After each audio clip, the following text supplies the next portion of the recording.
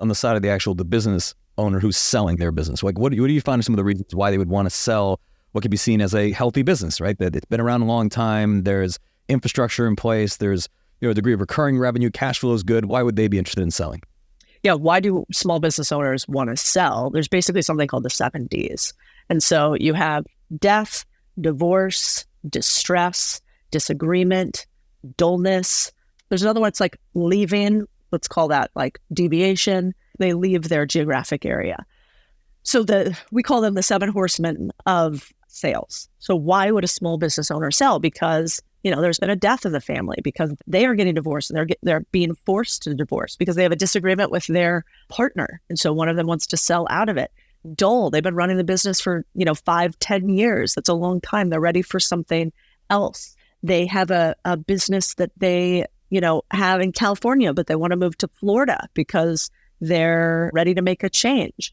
And so these are the reasons why every single day people leave businesses. In fact, if you went to any time I gave a speech, I always do this little thing where I ask people, who here owns a business? I keep your hand up. I'm like, okay. And who here would sell their business right now at the right price and the right terms? And every hand stays up. There's 2 or 3 that are probably early in their business buying journey that wouldn't sell. Almost every small business is for sale because of the thing we talked about in the beginning, which is there's some low grade stress and pain that comes with running a small business. So for the most part, until you've made tens and tens and tens and tens and tens of millions of dollars, you'll sell just about any business for the right price and terms in order to get that amount. I think once you get to Warren Buffett level, your businesses might legitimately not be for sale, but even for them, I bet at the right price they would be. So for let's say the firm owners that are listening now, so we work with roughly 1,000 law firm owners. We coach them on their businesses. One of the big things that we teach them is how to make that business investable. And we say that the value of your business is inversely proportional to its dependency on you. So the more dependent it is on that individual firm owner, the less valuable it is. What can a law firm owner do to make their business more valuable and more investable?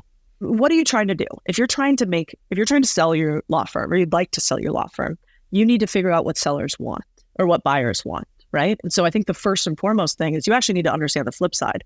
What makes somebody want to buy a business? And once you understand how to buy a business, you will infinitely increase your ability to sell a business. So some of the smartest members of our group came in because they wanted to sell a business. And what do? They learned every single step of the buyer's journey so that at the end of it, they go, okay, I now have a mindset of a buyer, and it is much easier to convince somebody of something when you speak their language and when you understand their wants. So I would say the best thing you could do is actually understand how to buy businesses if you want to sell one, because it's just the inverse. So the other thing that's interesting is if you understand what a buyer wants for a small business, you're going to see how they would negotiate with you, and you can preempt all of that. So that's the very first thing. It's the same exact thing except inverse. You're right. We talk about the characteristics of a perfect recipe for sale business. So, we have a YouTube video on this too, but essentially for every small business, the blueprint is the same to sell it. To your point, we want to make sure the business shows as much profit and revenue as humanly possible, obviously. We want to make sure the business looks like a business, not a job, meaning everything is standardized, processized, and you could hand over a business with a series of operating procedures.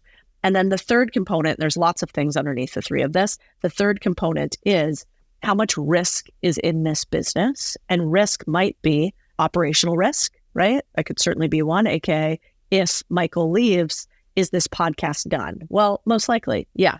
So that's a huge risk. The risk could also be managerial risk. So the layer underneath Michael doesn't have incentive aligned structure for buyouts. And so because of that, if Michael sells, they will probably leave. The risk could also be concentration of clients, right? Is it just really one big vendor that is the only sponsor for this podcast? If so, if you go to sell, somebody might not want to take on that risk. So that third layer of overarching risk, I think, is really important after standard operating procedures and maximizing for revenue and profit. But number 1 is really profit and revenue, because people will forgive you a lot of things if you are highly profitable. People will not forgive you anything if you lose money, but you have a ton of standard operating procedures and you have less risk because you don't have concentrated clients and you have a managerial level. So if you're trying to find the 20% that drives the 80%, it's profit.